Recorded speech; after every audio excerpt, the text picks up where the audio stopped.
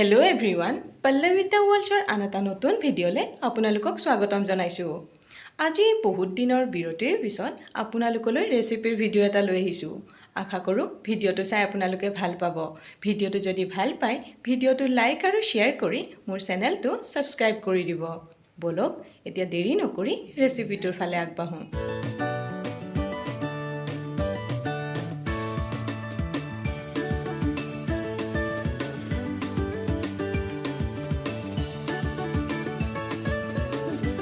আজিৰ এই ৰেচিপিটোৰ বাবে মই লোৱা সামগ্ৰীখিনি হৈছে খৰিচা 3 to 4 টেবুলস্পুন, নিমখ সোৱাদ অনুসৰি, হালধি 1/4 টিস্পুন, পাঁচফোৰণ 1/4 টিস্পুন, কেঁচা জলকীয়া 2টা, বাকলি গুচাই বইল কৰি লোৱা কঁঠাল গুটি 20-25টা আৰু কুকিং অইল 1 টেবুলস্পুন।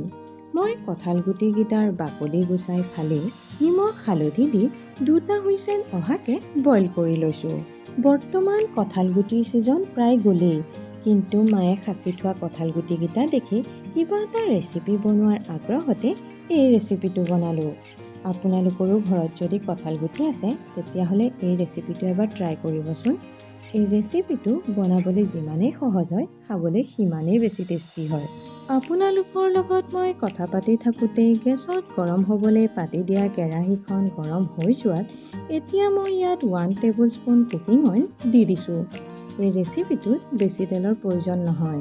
তেলখিনি গৰম হৈ অহাত পাঁচফোৰণকেইটা দি অকণমান সময় লৰাই ইয়াত খৰিচাৰ লগতে নিমখ হালধি দি গেছৰ ফ্লেমটো ল' টু মিডিয়ামৰ মাজত ৰাখি 3 মিনিট সময় এইখিনি লৰাই থাকি ভাজি ল'ম।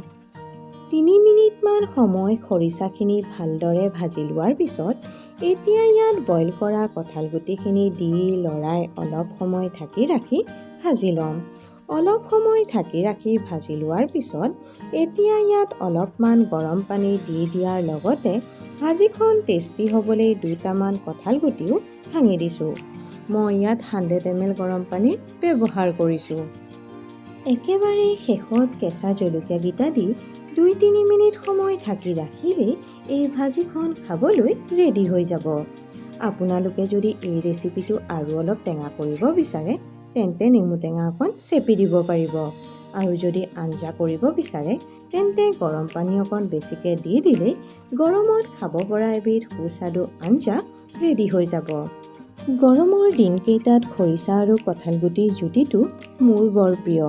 সেয়ে শেহতীয়া কঁঠাল গুটিকেইটাৰে আপোনালোকলৈ এই ৰেচিপিটো আগবঢ়ালোঁ। আপোনালোকেও এবাৰ ঘৰত বনাই খাই চাবচোন আৰু কেনেকুৱা পালে মোক কমেণ্ট কৰি জনাবলৈ নাপাহৰিব। আজিৰ এই মোৰ ভিডিঅ'টো চাই যদি আপোনালোকে ভাল পায়, ভিডিঅ'টো লাইক আৰু শ্বেয়াৰ কৰি মোৰ চেনেলটো ছাবস্ক্ৰাইব কৰি দিব।